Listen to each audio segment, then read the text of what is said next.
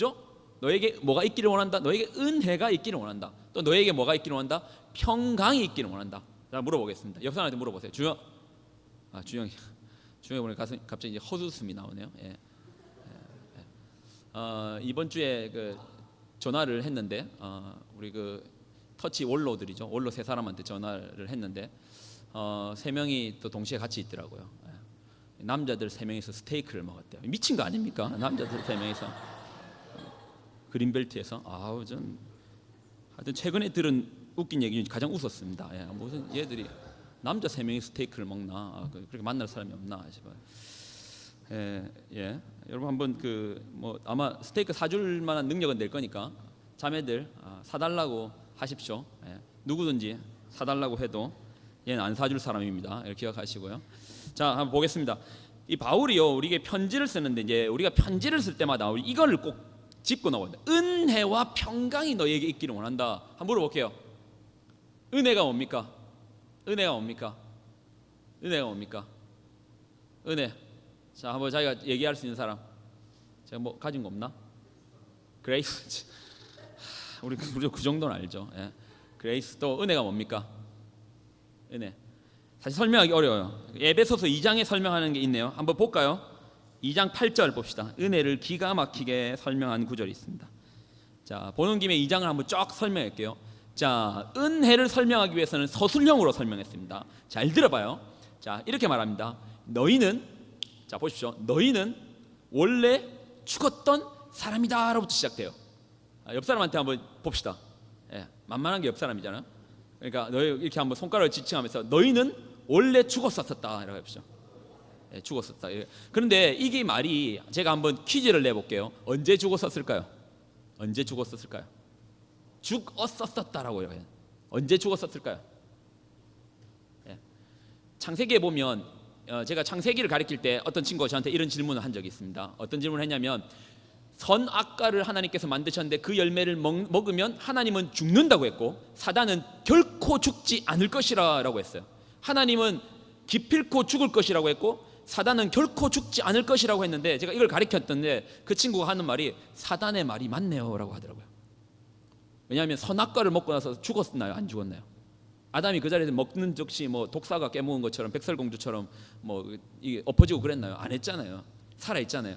그런데 에베소서에 보면 성경이 증언하기를 이미 너희는 그때 죽었던 사람이다 라고 얘기해요.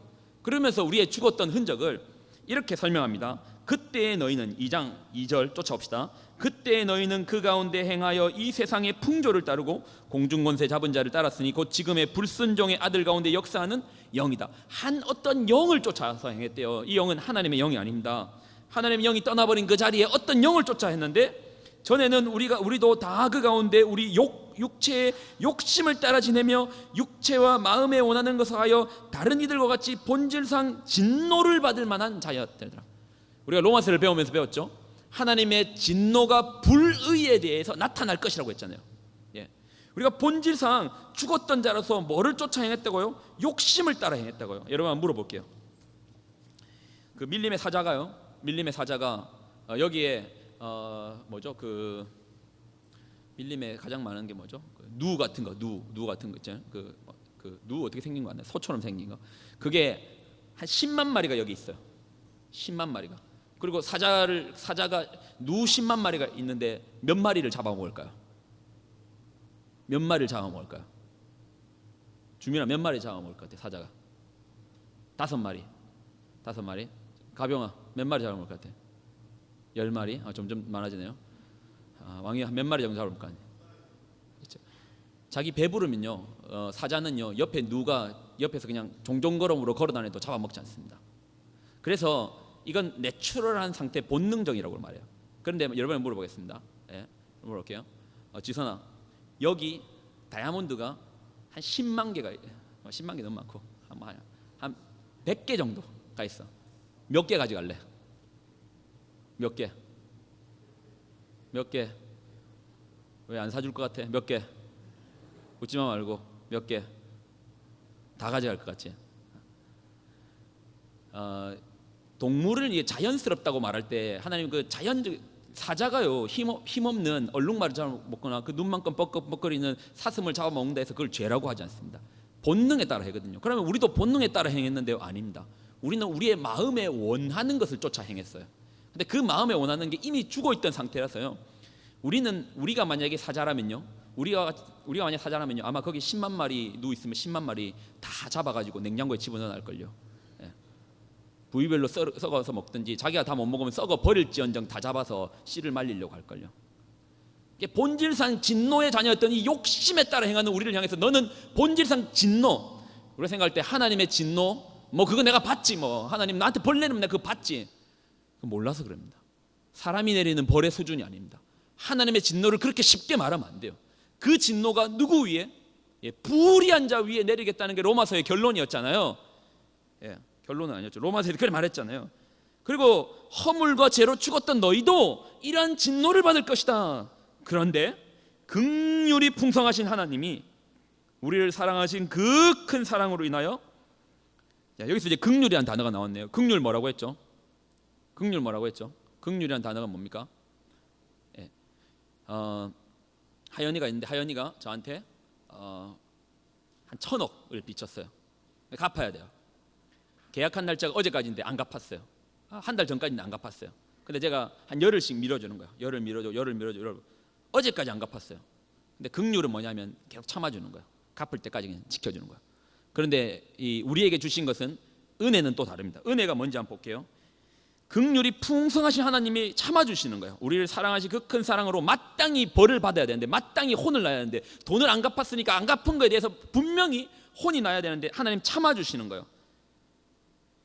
허물로 죽은 우리를, 5절이네요. 허물로 죽은 우리를 그리스도와 함께 살리시고 또 함께 일으키사 그리스도 예수 안에 함께 하늘에 앉히시니 이는 그리스도 예수 안에 있는 우리에게 자비하심으로 그 은혜의 지극히 풍성함을 오는 여러 세대에 나타내려 하심이니라. 자, 보겠습니다.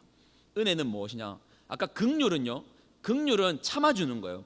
분명히 혼나야 되는데, 잘못해가지고 혼나야 되는데 참아주시는 것이라면, 은혜는 뭐냐면 없었던 거로 해주는 겁니다. 내가 너 나한테 돈 빚진 거 그냥 없었던 거로 해줄게. 예수님께서 속죄로 대신 다 갚으시고 하연이의 모든 빚은 탕감해주고 없었던 거로 해주는 게 은혜인 겁니다. 그래서 이 은혜는요, 이렇게 표현해요. 2장 8절은 여러분 다 읽어보셔야 됩니다. 2장 8절 찾아오시고 다 읽어보십시오. 정말 중요한 구절이죠. 은혜를 정의한 구절이네요.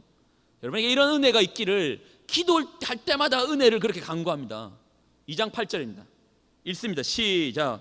너희는 그 은혜로 인하여 믿음으로 말미암아 구원을 받았으니 이것은 너희에게서 난 것이 아니요 하나님의 선물이라. 9절도 행위에서 난 것이 아니니 이는 누구든지 자랑하지 못하게 함이니라. 우리가 일을 해가지고 받는 것은 노동에 대한 삭시예요. 내가 받아야 되는 봉급이에요. 근데 은혜는 없었던 거로 해주는 그 감사의 수준이기 때문에 이 은혜는 수준이 다른 것입니다.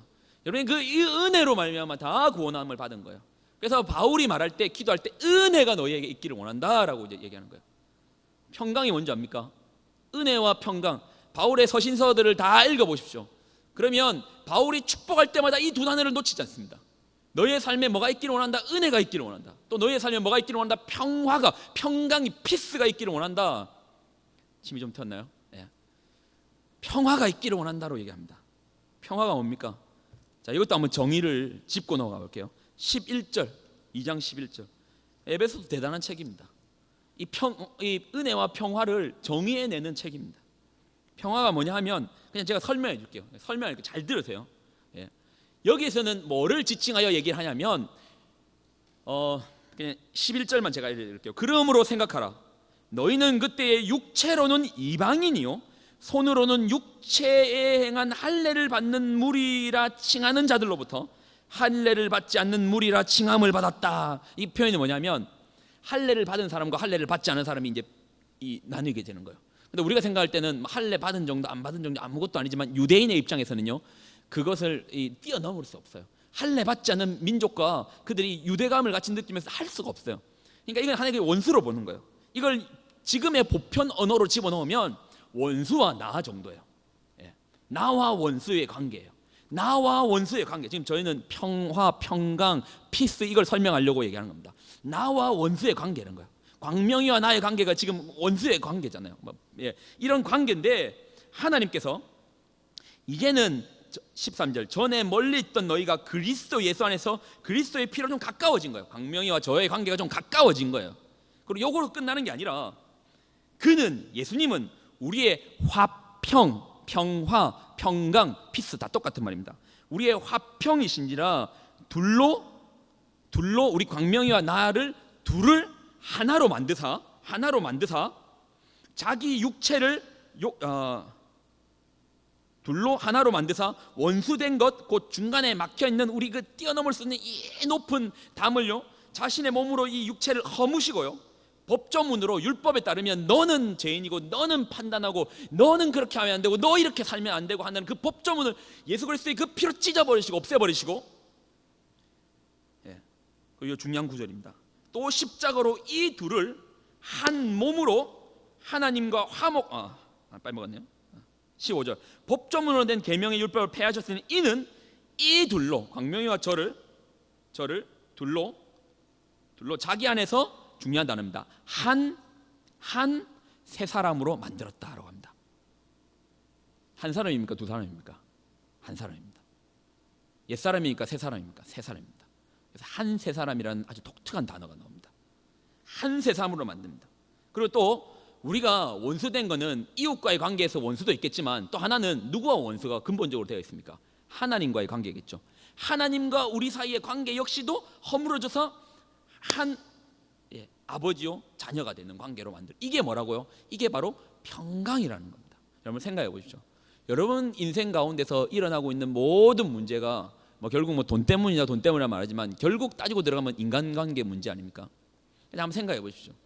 기도함 가운데 인간관계에 문제가 없다면, 내가 이 세상을 사는데 어떤 사람과도 화평하고 평강으로 지낼 수 있다면 이게 보통 은사겠습니까? 보통 거겠습니까? 그러니까 이 은혜와 평강이요 중요한 겁니다. 여기서 더 중요한 거 있습니다. 우리가 생각할 때는 나로부터 나올 것 같으면 내가 노력하면 돼요. 내가 인격을 수양하고요, 내가 자기개발서를 읽으면서 평강의 사람이 되는 법 해가지고 막 열심히 살고 도를 닦고 해가지고 나로부터 평강을 찾아내면은, 그러면 내가 노력하면 돼요. 근데 성경은요 은혜와 평강이 너에게 있기를 원한다라고 축복을 해주는 겁니다. 위로부터 내려오는 선물이라는 것입니다. 여러분 기도의 제목이 붙들 게 생겼네요. 여러분 뭐를 놓고 기도할 겁니까? 하나님의 은혜를 구하십시오. 하나님의 평강을 구하십시오. 도저히 저 인간하고는 내가 같이 할 수 없어. 뭐를 구해야 됩니까? 평화를 구하시고 평강을 구해야 됩니다. 내가 저 사람하고는 조금도 공존할 수 있는 공간이 없어. 평화를 구하고 평강을 구하셔야 되는 겁니다. 다시 넘어가겠습니다. 1장으로 다시 넘어갈게요.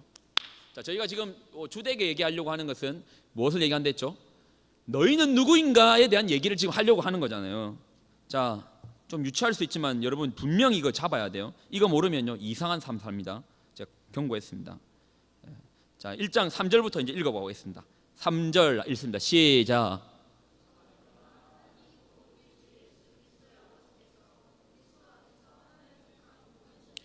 자, 우리가 성경을 보면요 지금 앞에 1절과 2절은 인사입니다. 그리고 가장 먼저 튀어나오는 단어가 뭐냐 하면 너희 찬송해라 라고 나옵니다. 근데 이 당시 바울이 어디에 있었을까요? 어디에서 있었을까요? 실수라도 맞추는 분이 있을까 모르겠네. 어디에 있었을까요? 그래, 모르는 하리라. 그렇죠, 감옥에 있었습니다. 감옥에 있는 사람이요 감옥 밖에 있는 사람에게 편지를 쓰는데 뭐라고 하냐면 첫 마디부터가 야야야야 너희 찬송해, 너희 찬송해, 너희 찬송해라고 말합니다. 왜? 왜는 설명합니다. 하나님 곧 우리 주 예수 그리스도의 아버지께서, 성부 하나님께서 그리스도 안에서 하늘에 색한 모든 신령한 복을 너에게 이미 주셨다라는 건 과거형입니다. 이미 줬다는 겁니다. 근데 나 그 복 안 받은 것 같은데 왜죠? 땅의 복을 말하는 거 아닙니다. 하늘에 속한 신령한 복입니다. 그럼 하늘에 속한 신령한 복이 뭔지 보려면 4절을 봐야 되겠죠. 4절을 읽습니다. 시작.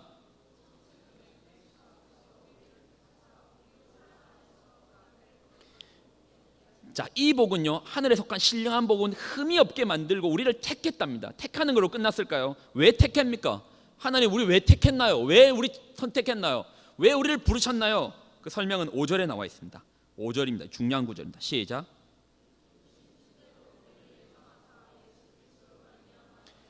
예수 그리스도를 통해서 우리를 뭐 삼기 위해? 자기 자녀 삼기 위해서.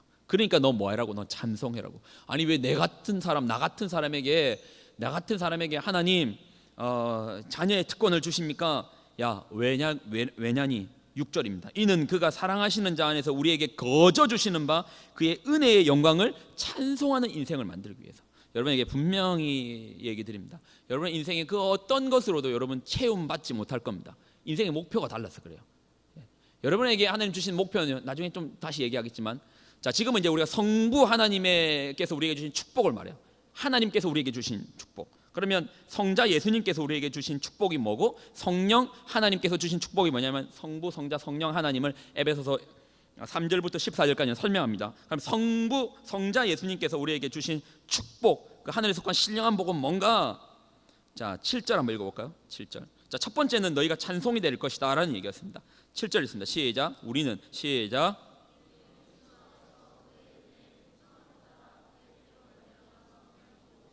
예수님 안에서 죄 사함을 받았습니다. 죄 사함을 받았다. 이건 뭐 너무 우리가 잘 알죠. 은혜에 대한 이야기도 했으니까요. 그리고 죄 사함을 받고, 이 죄 사함의 영역은 어디까지냐면 우리의 지혜와 지식의 총명까지도요. 8절은 제가 읽을게요. 이는 그가 모든 지혜와 총명을 우리에게 넘치게 하사, 9절, 그 뜻의 비밀을 우리에게 알리신 것이요 그의 기뻐하심을 따라 그리스도 안에서 때가 찬 경륜을 위하여 예정하신 것이다. 여기서 때가 찬 경륜이라는 단어를 썼어요. 때가 찼다는 말은 이렇게 표현됩니다. 때가 찼다는 것은 시기가 다 됐다는 거야. 이게 그 경륜이 열릴 만한 이 타임 캐슐을 열어봐도 되는 그 시기가 된 거예요. 그리고 이 경륜은 뭐냐면, 경륜을 영어 성경에 보면 아마 미스테리라 적혀 있을 거예요. 신비입니다. 신비. 그 신비가 뭐냐고요? 그 신비를 우리가 그냥 알 수 있나요? 몰라요. 우리의 지식과 하나님 총명으로 말미암아 알 수 있는 놀라운 지식이 있다라는 겁니다. 그래서 우리가 오늘 읽었던 본문의 주제 말씀이 1장 10절이에요. 그리고 이 10절의 말씀은 여러분이 나중에 하나의 기업을 다 유지하고 있습니다. 여러분의 인생에 내가 누구인가 물어볼 때 여러분은 다 하나의 기업을 다 가지고 있어요. 일반적인 기업은요, 이윤을 추구하는 게 기업의 목표입니다. 그러나 하나님께서 여러분에게 주신 기업이 있어요. 여러분의 인생 그냥 살면 안 돼요. 이거 하라고 주신 인생이에요. 그래서 이거 분명히 알아야 돼요. 인생의 목표를 여기서 찾아야 돼요. 이거 모르면 공허해요. 다른 어떤 거에도 행복하지 않아요. 1장 10절입니다. 읽겠습니다. 중요한 구절을 했습니다. 읽습니다. 시작.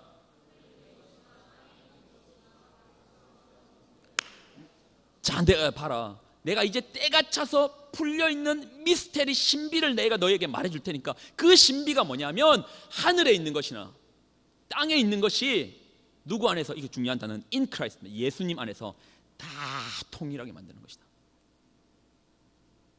이게 왜 중요한지는 조금 뒤에 설명할게요. 일단 넘어가겠습니다. 그리고 이제 모든 일을 그의 뜻의 결정대로 일하시는 이의 계획을 따라서, 하나님은 자신이 결정한 것은 무슨 일이 있어도 그 일을 이루십니다. 결과는 나와 있고 그 결정에 따라서 순서대로 나가는 거예요. 우리가 예정을 위하여 그 안에서 기업이 되었나니, 우리는 기업이 되었다고 이 성경이 말하고, 11절의 구절. 여러분, 하나님의 말씀 안 믿고 어떻게 살 겁니까? 11절에 보면 기업이 되었다고 합니다. 그리고 이 기업에 생각해 봅시다. 중국집만 가도 내가 짜장면을 먹을지 짬뽕을 모를지 분리되어 있는 내가 어떻게 하늘이고 땅을 통일시킵니까? 뭐 저 남자 3명은 스테이크를 결정했지만, 우리가 누구랑 밥을 먹을지, 누구랑 같이 놀러 다닐지, 뭐를 할지 이거 하나도 통일시키지 못하는데, 어떻게 우리 같은 존재가, 우리 같은 이 인생이 기업이라 불리면서, 그 기업도, 우리 기업의 이윤의 목적은 돈을 남기는 정도가 아니에요.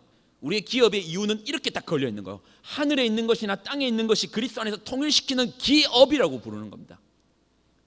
근데 우리 기업에 못 믿잖아요. 부도수표 같은 기업이잖아요. 언제 망할지 모르는 기업이잖아요. 그래서 한 분이 더 있습니다. 바로 성령님이시죠. 성령께서 어떻게 하시냐? 자, 우리 한번 좀 읽어볼게요.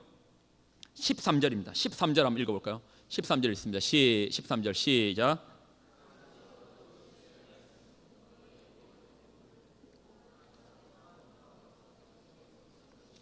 그래서 인치심이라는 단어가 중요한데, 인치심이 뭐냐면 이겁니다. 제가 왕이에게 이렇게 뭐 부탁을 합니다. 왕이야, 제가 이제 기업을 유지하고 있거든요. 신발 공장을 하고 있는데, 우리 공장에 가가지고 신발 5천 켤레만 어떻게 그 컨테이너로 가져오라라고 왕이한테 부탁한 거예요.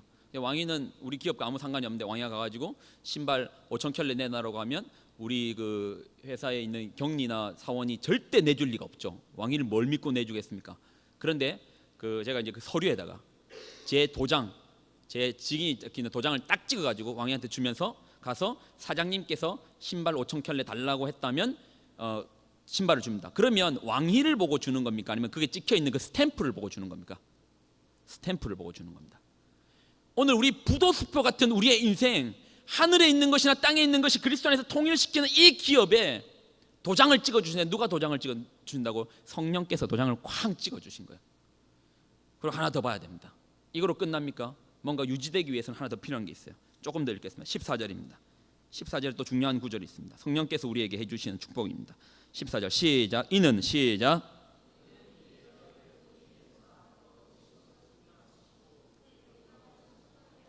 이는 우리의 그 기업에 뭐가 되어 주신다고요? 보증을 서 주시는 거예요. 누가요? 성령께서요.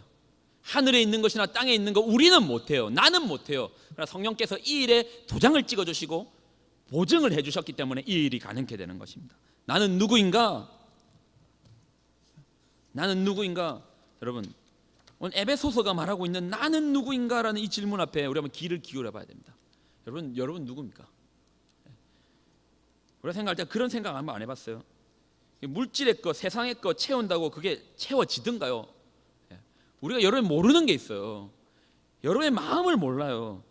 우리의 육체의 마음에는 만족함이라는 게 없어요. 그래서 내가 이 가방 가지면, 이 최신의 핸드폰을 가지면 만족할 것 같은데 며칠 만족할까요? 만족할 수는 있어요. 누가 저한테 최신의 핸드폰을 사주면 저는 한 일주일은 감사함으로 만족하며 살 수 있을 것 같아요. 그런데 한 일주일 지났는데 뭐 잠도 안 자면서 그 핸드폰 만지고 뭐 그렇지 하지 않을 것 같아요. 왜 그럴까요? 왜 우리 안에 이런 만족감이 없을까요? 어떤 여자친구를 사귀었어요. 저 여자랑 연애를 하면은 내가 밥을 먹지 않아도 너무 행복한 것 같은데, 너무 행복한, 우리 주변에 그랬죠. 정말 그 자매를 만나면 너무 행복할 것 같은데 한 6개월이 지나면 이제 그 자매랑 같이 있는 게 너무 이제 힘들게 되는 거죠. 같이 밥 먹는 것도 힘들어지고 막 주변에 그렇다는 게 아니라 형들이 이제 이러면 이제 늑대처럼 달려들죠. 왜 그럴까요? 우리 안에 만족감이 없어요. 우리가 죽었던 너희는 우리가 누리는 이 만족감은 내추럴한 상태가 아니라는 거예요. 사자가 연약한 사슴을 잡아먹는 건 내추럴한 상태지만 우리가 따르는 이 욕망의 것은 내추럴한 상태가 아니라는 거예요. 만족감이 없는 거예요. 그럼 한번 고민해 봐야 되죠. 우리가 무엇을 할 때 만족하는가? 여러분, 왜 우리가 인생에 만족감이 없는가? 여러분을 몰라서 그래요.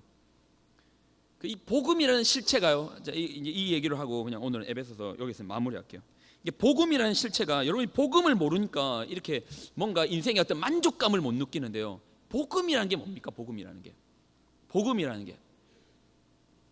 게 천하보다도 이 복된 소식이 뭐냐면, 내가 이 인생을 하나님께서 천하보다도 귀하게 여겨서 내가 내 목숨으로 너희를 사겠다라는 거잖아요. 그러니까 여러분 우리가 뭔가 이상적인 논리를 탈 때는 나보다도 또 상위의 것이나 더 이상적인 걸 얻어낼 때 만족감이 있어요.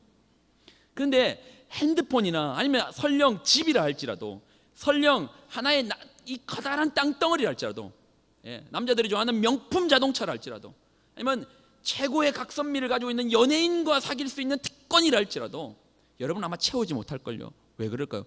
복음의 특성이 그렇다니까요. 복음의 특성이 뭐죠?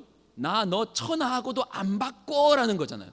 그러면 우리의 가치가 뭐죠? 천하보다 크다. 천하를 놓고 우리를 놓고 이 수학 시간에 이거 뭐죠? 이 등호를 해오라면 천하가 큰 게 아니고 하나님 입장에서는 우리가 더 커라고 말하는 거예요.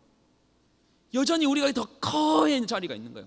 그런데 우리가 그 물건보다 훨씬 더 커라고 돼 있는데, 이 물건으로 우리를 만족시키면 만족되나? 안 돼요.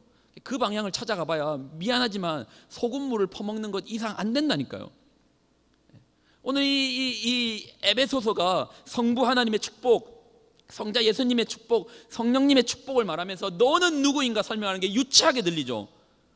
나는 만약에 친구가 나한테 너 누구냐 말하면 나는 영광의 찬송이야 말하기 좀 유치하고 힘들 것 같죠.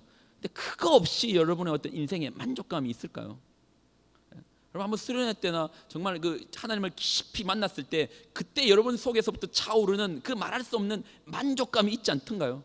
제가 한번 얘기한 적 없나요? 예. 어떤 한 분을 만났는데 그분이 그 카지노로 탕진을 한 분이에요. 탕진을 다 했는데 저한테 그 삶의 이야기를 풀어내면서 제가 걱정된 게 이분이 자기 힘드니까 나한테 돈을 달라 하겠구나라고 생각했는데 그분이 저한테 돈을 요구하지 않더라니까요. 그분이 하는 말이 지금 내가 예수님으로 믿음으로 말미암아 뭐 안에 만족감이 있는데 설령 혹시 돈이 생겨가지고 다시 카지노를 가서 그 기쁨을 잊어버린다면 차라리 돈이 없는 게 차라리 더 낫겠다라고 이제 고백을 하시더라니까요. 복음이 바로 그건 것입니다. 오늘 복음의 하나님께서 여러분을 영광의 찬송, 저마다 여러분 다 기업들이 있어요. 하늘에 있는 것이나, 이건 다음 주에 조금 더 얘기할게요. 하늘에 있는 것이나 땅에 있는 것을 통일시키는 이 놀라운 기업이 있어요. 예수 안에서 여러분이 용서 못할 죄인이 없다는 거예요. 예. 원수가 없더라는 거예요. 인간관계 안에 평강을 누리지 못할 게 없더라는 겁니다. 오늘 이러한 놀라운 축복으로 사는 여러분이 되시기를 정말 간절하게 부탁을 드립니다. 아멘이십니까? 정말 믿음으로 살아가시는 여러분 되시기를 부탁을 드립니다. 그러면서 여기까지는 해야 돼요. 바울이 기도하는 내용만 딱 보고 진짜 마칠게요. 에베소서 1장 후반부 바울이 기도하는 부분 1장 15절부터 기도죠. 16절부터만 읽을게요. 16절부터 한번 읽어보겠습니다. 바울이 우리를 위해서 중보를 합니다. 그럼 여러분 물어보겠습니다. 바울이 에베소에다 편지를 쓸 때, 자 봅시다. 바울이 에베소에 편지를 쓸 때 불신자한테 편지를 썼을까요? 이미 신자에게 썼을까요? 이 편지의 내용상 예수님을 모르는 사람에게 이 편지를 썼을까요? 아니면 예수님을 알고 있는 사람에게 편지를 썼을까요? 신자에게 편지를 썼어요. 신자에게 편지를 썼는데 기도를 이런 식으로 하네요. 이런 식으로 해도 되는지 모르겠는데 이렇게 하네요. 한번 보겠습니다. 17절 한번 읽어볼까요? 17절 좀 큰 소리로 한번 읽어보겠습니다. 시작.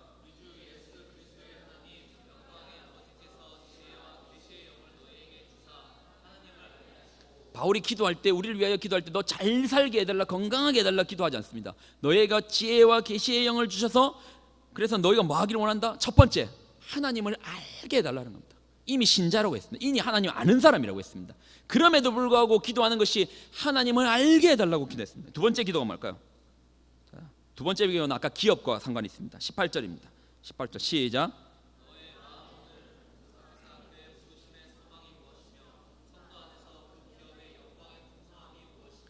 너희 안에 있는 그 풍성함이, 그 맨날 쫓아가는 그 쪼달림 말고 그리스도 안에서 주는 하늘과 땅, 하나님 우리를 보실 때 우리의 길을 기업으로 보시는데 그 기업의 정도가 나는 비록 이 부도수표 같은 우리의 인생이나 하늘과 땅을 보시는 그 기업의 그 풍성함을 알아라는 거예요. 그거는 깨달을 때 알 수 있더라는 거예요. 그리고 마지막 이 일을 가능케 하는 게 어떻게 이 일을 가능케 하죠? 세 번째 기도는 그의 힘의 위력으로 역사하심을 따라 믿는 우리에게 베푸신 능력, 하나님 우리에게 주시는 그 능력의 색깔이 뭔지를 이제 설명하는 거예요. 이 능력은 뭐냐면 죽은 자도 부활시키는 능력이 있더라는 겁니다. 그리고 이 능력으로 우리를 보살피더라는 거예요. 이 능력은 뭐냐면 죄인 같은 우리도 아들로 만드시고 아들로 끝내지 않고 하나님 보좌 옆에 앉으시는 능력이 있더라는 겁니다. 이 풍성함을 깨달으라는 겁니다. 여러분, 우리가 붙들어야 되는 기도의 제목이 잡히는 것 같습니다. 저는 이제 에베소서를 저희가 이제 읽고 나가면서 여러분에게 부탁하며 간곡하게 나가는 것은 내가 누구인가, 여러분 어떤 인생이 만족감을 누리는가, 여러분 직장생활 열심히 하고 학교생활 열심히 하는 거 저는 조금 더 잘하라고 권면하고 싶습니다. 그러나 여러분의 인생됨은, 나의 만족함은 성경의 진리의 가치를 기준으로 봤을 때 하나님 우리를 부르신 건 영광의 찬송이 되게 하기 위해서 부르셨답니다. 유치해 보입니까? 근데 해보십시오. 그때 참으로 여러분의 인생이 이것이 정말 뭔가 채워졌다, 만족하다, 마치 물통에 이 비어있던 물통에 가득 차서 더 이상 들어가지 못하는 같은 그런 그 풍족함이 여러분 가운데 나올 것입니다. 영광의 찬송이 되기를 원합니다.